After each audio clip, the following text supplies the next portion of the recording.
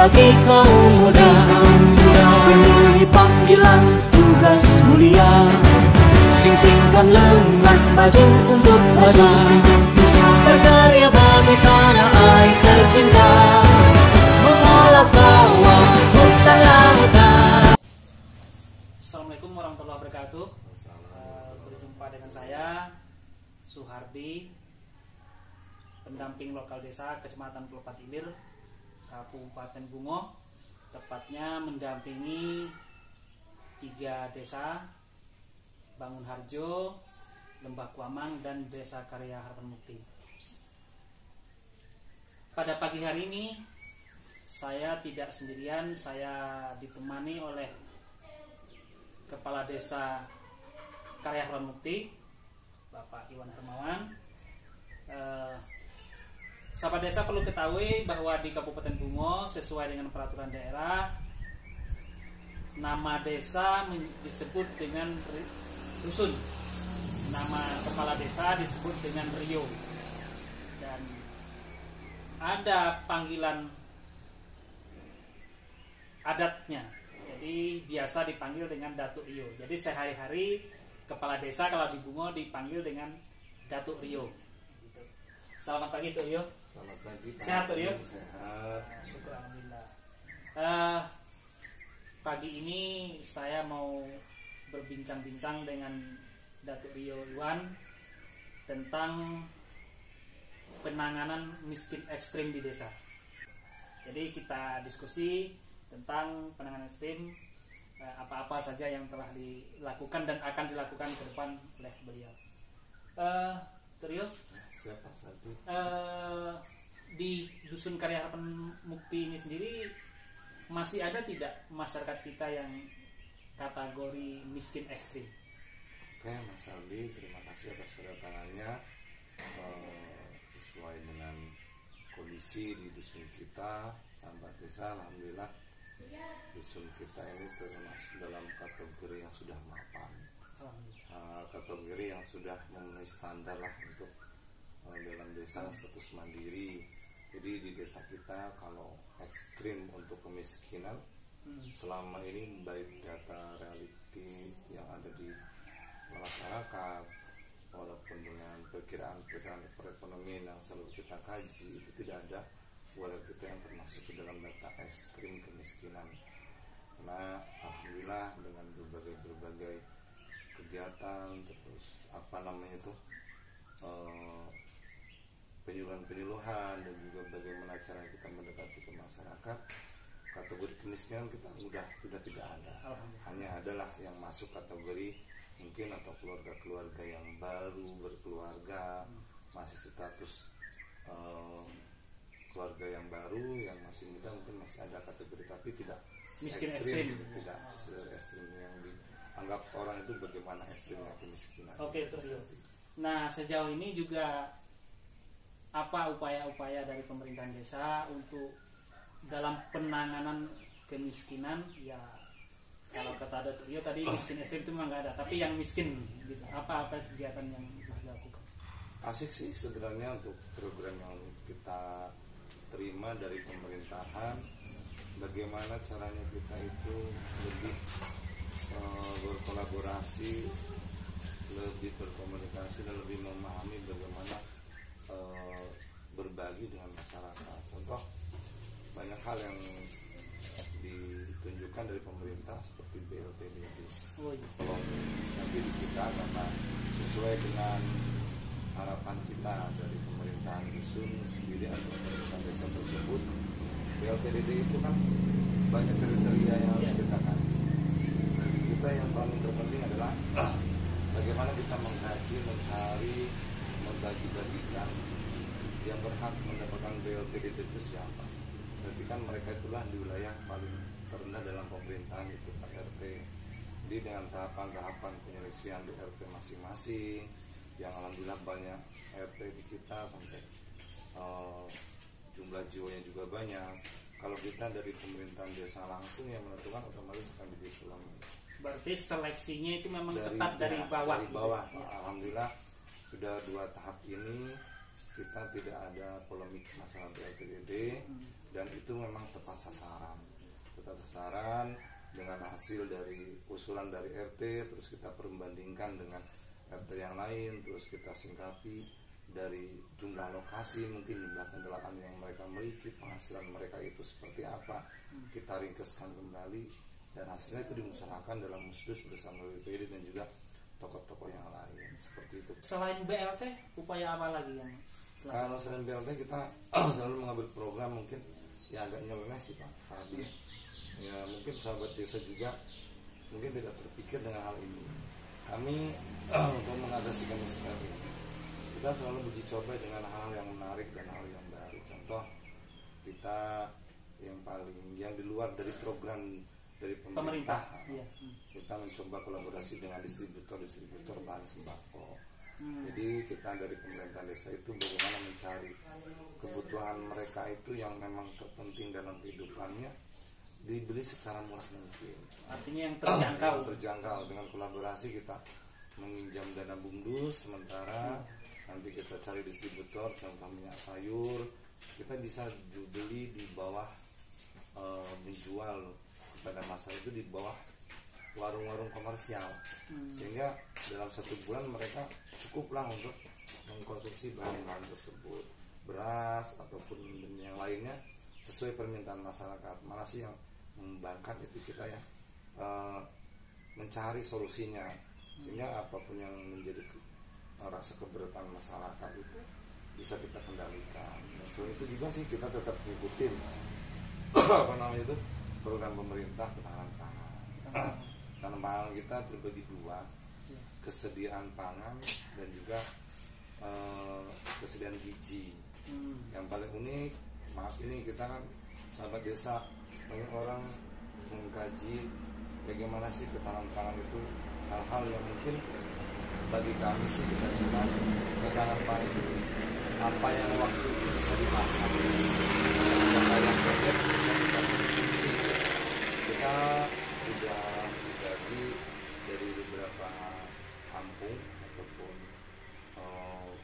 kepala RT, RW untuk memelihara ikan lele. Jadi ikan lele untuk tahap pertama kita kemarin yang sudah sukses itu ikan lele. Ikan lele itu kita untuk memenuhi anak-anak yang memang ibu hamil, pertama juga itu, terus memang orang yang nggak mampu. Kalau dibilang miskin udah nggak ada lagi lah Pak gitu Pak. Yang agak agak tahap menengah ke bawah lah gitu. Terus, jadi artinya nggak semua masyarakat dikasih itu ikan lelenya gitu nggak? Nah sebenarnya boleh semuanya Pak.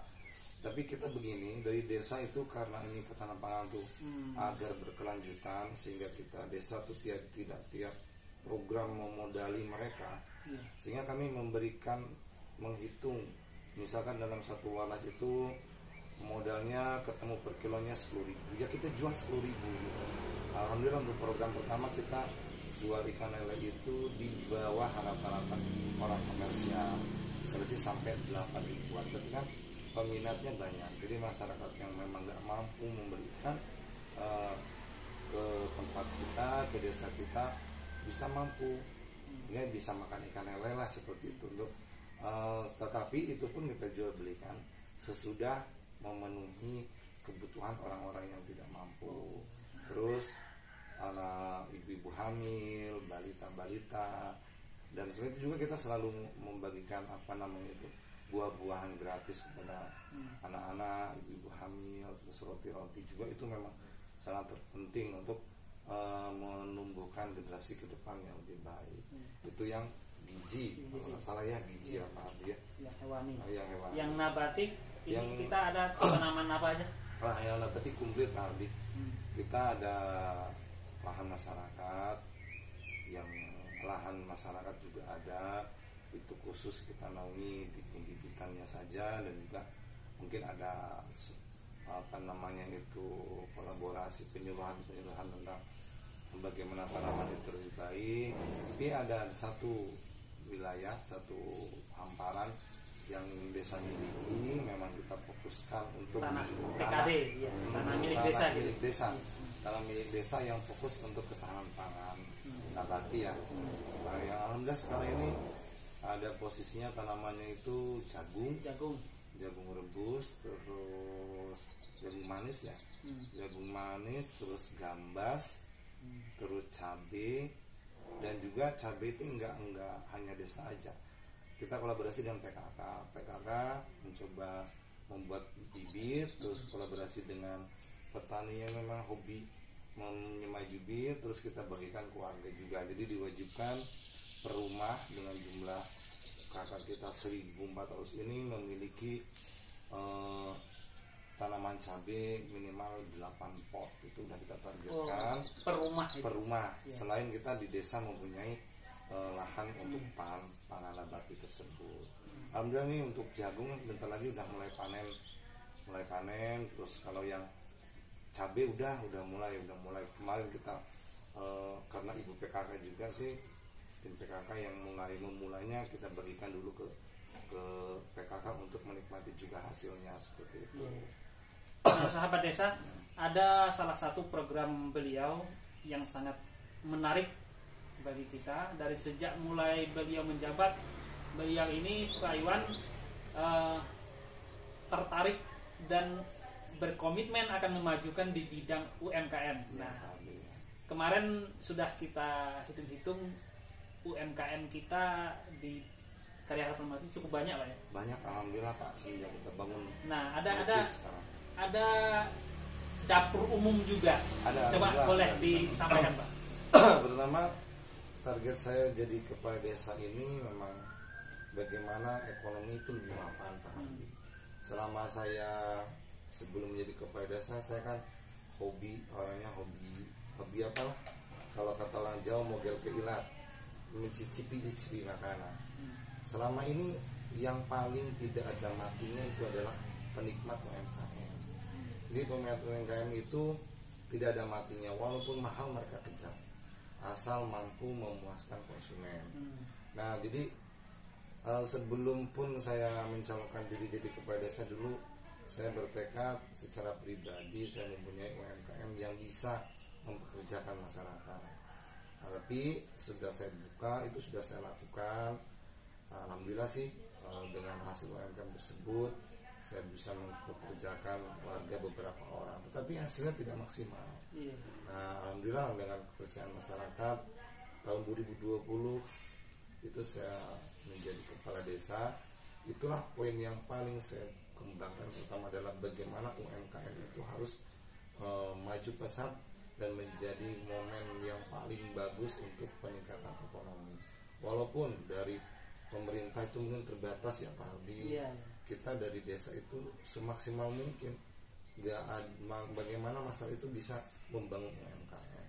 Sampai hari ini data UMKM kita itu 164 lebih yang mempunyai UMKM, baik dia yang bersifatnya snack, terus siap saji, atau apa namanya itu kemasan-kemasan yang populer sekarang, ataupun untuk kebutuhan masyarakat kita di saat ada hajatan atau apa, itu udah kita sudah siap semuanya. Memang butuh proses yang yang panjang Pak. Jadi artinya kalau warga kita mau ada pesta butuh snack, udah bisa ngambil dari desa kita sendiri gitu ya? Boleh Pak. Jangan untuk buat desa, kita sudah sudah keluar desa. Ada yang sudah nyampe ke Pulau Jawa, ada yang ke luar Sumatera, udah banyak. Karena kita ada basicnya seperti ini. Saya itu penikmat jajanan. Jadi memang masalah itu saya perlombakan untuk membuat makanan. Setiap yang memenuhi kriteria, ya itu kita jaga benar-benar, terus kita naungi benar-benar sampai mereka mampu memberikan contoh. Kita berikan pelayanan ke dapur UMKM. Jadi produk unggulan gitu. Ya, produk unggulan udah ada Pak. Yang sebenarnya yang sudah pemilik itu ada 3 produk unggulan kita. Apa saja?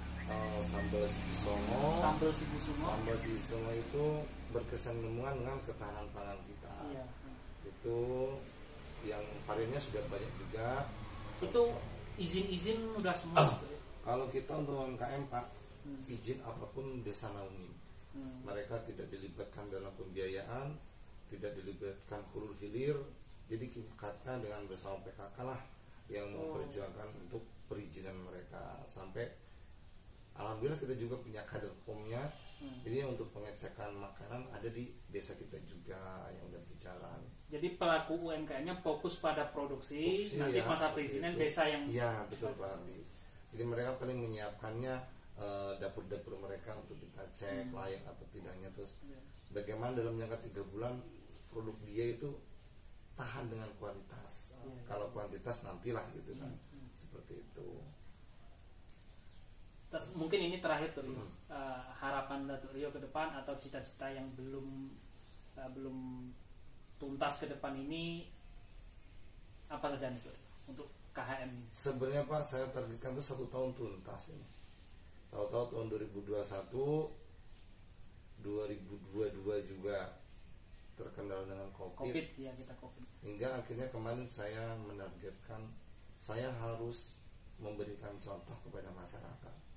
Saya mencoba UMKM yang baru lagi, yang langsung saya pasarkan secara pribadi kepada masyarakat, langsung mempekerjakan anak-anak yang mungkin putus sekolah di dusun kita dengan kriteria mereka yang memang belum mampu bekerja yang lebih berat, kita ajak mereka, terus dengan hasil sendiri, kerja sendiri juga, terus uang kita pribadi, karena waktu uang dana kita banyak alih ke COVID, ya kita coba membangun contoh sentra UMKM. Yang saya targetkan ini kemarin itu 2022 pertengahan itu sudah menjadi wujudnya sentra UMKM. Saya targetkan itu satu-satunya sentra UMKM ada di Kabupaten Bungo. Itu Sahabat desa. Alhamdulillah sih, dengan peminat penjagaan kualitas, terus pendekatan kita kepada pelaku UMKM, mereka sering ikut berlomba-lomba. Insya Allah yang harus saya capai, dana desa yang tahun 2023 ini perdana yang harus kita selesaikan tempat sentra UMKM yang menjadi utama dalam program desa 2023 ini. Semacam kios-kios gitu. Bukan kios lagi Pak, kita memang kita buatkan secara elegan, modern, sistem modern yang tempat nongkrong, anak bisa belajar dan berkesan lingkungan juga. Jadi rencana itu UMKM tersebut di dalam sela-sela ngomong ada tempat meeting. Jadi bagaimana sih kita desa di belakang ya Pak ya, bukan di tengah-tengah lintas. Maaf sahabat desa, kita di ujung nih, di ujung. Jadi kita memang bagaimana menggait konsumen. Itu yang uniknya di kami, unik, tantangan, tapi pasti terwujud. Kami selalu kolaborasi dengan lembaga-lembaga yang lain, contoh PKK, bagaimana membuat kegiatan yang bersifat orang lain datang, mungkin senam bersama, terus bagaimana itu Pak, kayak undang-undang narasumber, baik di bagian psikolog atau cara mendidik anak, sehingga warga luar pun boleh ikut ke kita. Warga luar datang ke kita bisa memasarkan produk kita. Iya, seperti itu. Terus ada lagi, kita alhamdulillah kita tetap ingin orang tuh datang ke kita. Bagaimana sih caranya kita berbuat seperti itu? Kolaborasi PKK sekarang sudah berjalan. Ibu-ibu warga kita yang ada yasinan rutin, ada hajatan kecil-kecilan atau apapun, harus wajib belanja ke kita, ke UMKM kita. Alhamdulillah itu terlaksana. Dan yang paling menguras tenaga pikiran, tapi itu strategi yang harus kita lalui. Dan paling unik itu adalah kita harus membangun suatu sekolah-sekolah, contoh SSB, sekolah sepak bola itu kita bangun. Jadi kan mengundang orang lain yang datang ke kita. Terus sekolah voli, terus juga bagaimana kegiatan organisasi kayak mungkin organisasi kemasyarakat, NU, terus organisasi lain untuk membuat acara di desa kita, sehingga UMKM kita berjalan terus gitu, Itu yang paling unik di kita, desa di belakang, tapi kita harus membuat hal itu orang tetap pengen datang ke Karya Harapan Mukti. Itu Pak Hadi yang paling membuat saya lebih menantang lagi. Ingat sahabat desa, tidak ada kata-kata yang sulit di dalam berdesa itu.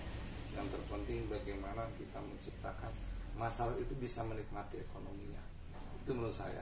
Jadi asal kita buatkan wadahnya, asal kita berikan fasilitas yang memang harus kita berikan, insya Allah tidak ada namanya kemiskinan ekstrim. Bagi kami miskin itu tidak penting karena kita sudah melewati fase-fase tersebut. Gitu. Oke, sahabat desa, ini tadi yang telah dilakukan dan yang akan dilakukan dan terus dilakukan oleh Rio Iwan atau Kades Iwan dari Karya Harapan Mukti.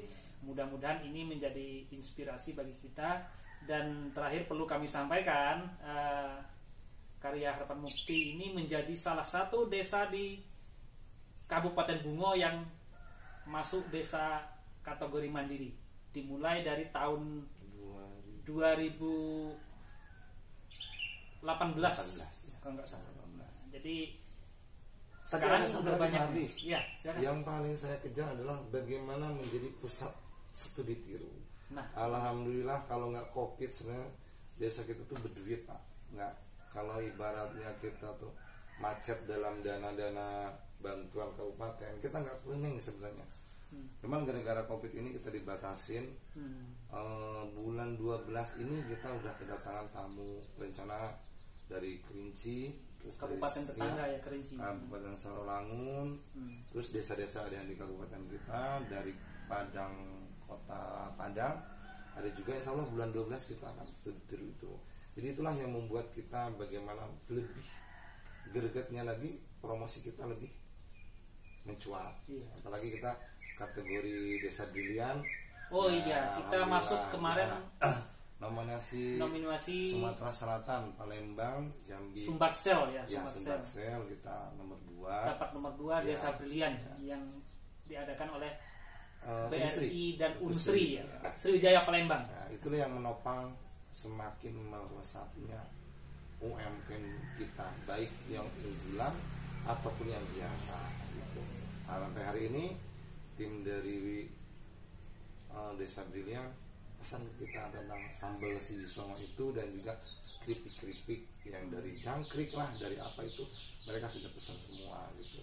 Dan siap membantu kolaborasi dengan perusahaan-perusahaan yang dalam basicnya seperti Jamtos Jambi udah meminta juga untuk menyetop mengirimkan barang kita ke sana. Minimarket sudah membrandkan punya kita tuh paling terdepan, jadi tidak tersembunyi, kita terdepan karena paling laris Pak, alhamdulillah kita. Alhamdulillah. Ini cukup menarik, cuman karena keterbatasan waktu kita juga bisa diskusikan di lain waktu untuk episode selanjutnya. Dan terima kasih nih Pak Iwan atas waktu wawancaranya. Mudah-mudahan apa yang dilaksanakan tadi, terutama pengembangan UMKM-nya, bisa mengentaskan pengangguran juga, kemiskinan. Nah, di desa kita yang walaupun tadi miskin ekstrim sudah nggak ada, tapi yang miskin sedikit masih ada, itu bisa bekerja. Tinggal pemerataan. Nah, itu saja sahabat desa. Mudah-mudahan desa kita ini desa maju dan mandiri, desanya maju mandiri, masyarakatnya sejahtera. Salam berdesa. Assalamualaikum warahmatullahi wabarakatuh.